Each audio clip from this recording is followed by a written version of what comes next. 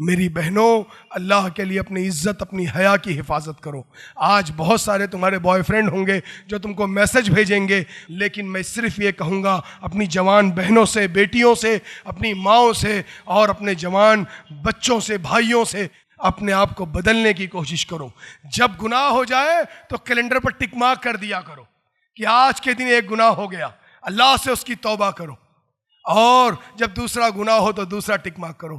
دیکھو کہ پورے سال میں کتنے گناہ کرتا ہوں اور کتنی معافیاں مانگتا ہوں، اور بدلنے کی کوشش کرو۔ جب بدل جاؤ گے انشاءاللہ تو وہ وقت آئے گا کہ پوری دنیا یہ کہے گی کہ ہندوستان کے مسلمانوں نے کچھ کر کے دکھایا۔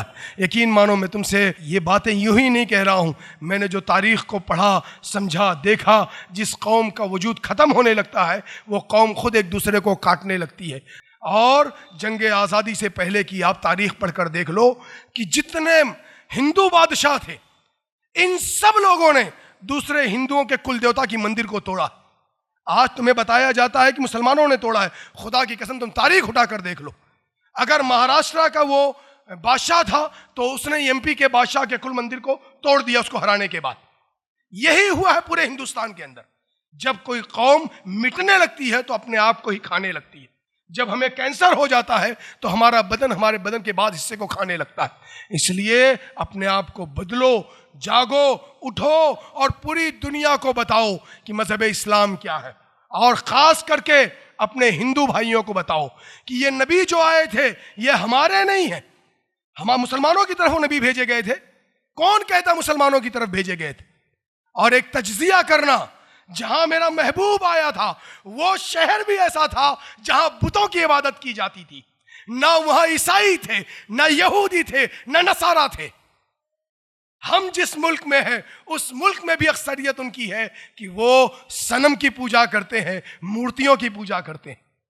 کبھی تجزیہ کرنا اپنے ذہن میں کہ اللہ نے ہمیں ہندوستان میں کیوں پیدا کیا۔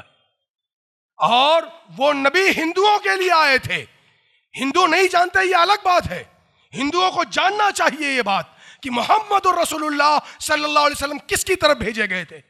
ہم تو ان کے پیروکار ہو گئے، ہم نے ان کو مان کر ان کی پیروی کی ہے۔ وہ تو آئے تھے ہندوؤں کے لیے۔ ہندوؤں کو یہ سمجھنا چاہیے اور یہ پیغام آپ لوگوں کو ان تک پہنچانا چاہیے۔ ہمارے لیے تھوڑی آئے تھے، وہ تو ہندوؤں کے لیے آئے تھے۔ آپ پڑھو ان کو، دیکھو وہ کون سا پیغام لے کر آئے تھے آپ کے لیے۔ جب وہ پڑھیں گے، دیکھیں گے تو انشاءاللہ بدلاؤ آئے گا۔ آخر میں اللہ رب العالمین سے یہ دعا ہے کہ اے پروردگار عالم، اے رب العالمین، ہم گناہ گار خطا کار لوگ ہیں، اللہ ہمارے گناہوں کو بخش دے۔ اللہ اے رب العالمین، کوئی ایسا انقلاب پیدا کر دے اللہ کہ مسلم قوم ترقی یافتہ ہو جائے۔ اللہ اے رب العالمین، میرے بزرگوں کو وہ ہنر دے دے جو تو نے صدیق اکبر کو دیا تھا۔ اللہ اے اللہ، میرے بزرگوں کو وہ حوصلہ دے جو تو نے عمر فاروق کو دیا تھا۔ اللہ اے رب العالمین، میرے قوم کے مالداروں کو وہ جگر عطا کر جو تو نے حضرت عثمان اور حضرت عبد الرحمن ابن عوف رضی اللہ تعالیٰ عنہما کو دیا تھا۔ اے رب العالمین، میرے جوان بچوں کو اللہ تو عبداللہ ابن عباس بنا دے۔ اللہ اے رب العالمین، میرے جوانوں کی ایسے تربیت کر کہ وہ ابو عبیدہ بن جراح بن جائے۔ اللہ اے رب العالمین، ایک خالد ابن ولید بھیج دے۔ اللہ ضرورت ہے رب العالمین، ایک خالد ابن ولید کو بھیج دے۔ اللہ اے رب العالمین، کسی کو تو ان جوانوں میں سے صلاح الدین ایوبی کا ہنر دے دے۔ اللہ اے رب العالمین، کسی کو تو محمد بن قاسم بنا دے۔ اللہ اے رب العالمین، ضرورت ہے اس قوم کو۔ اے اللہ، تو سب کچھ دیکھنے والا اور سننے والا اور جاننے والا ہے۔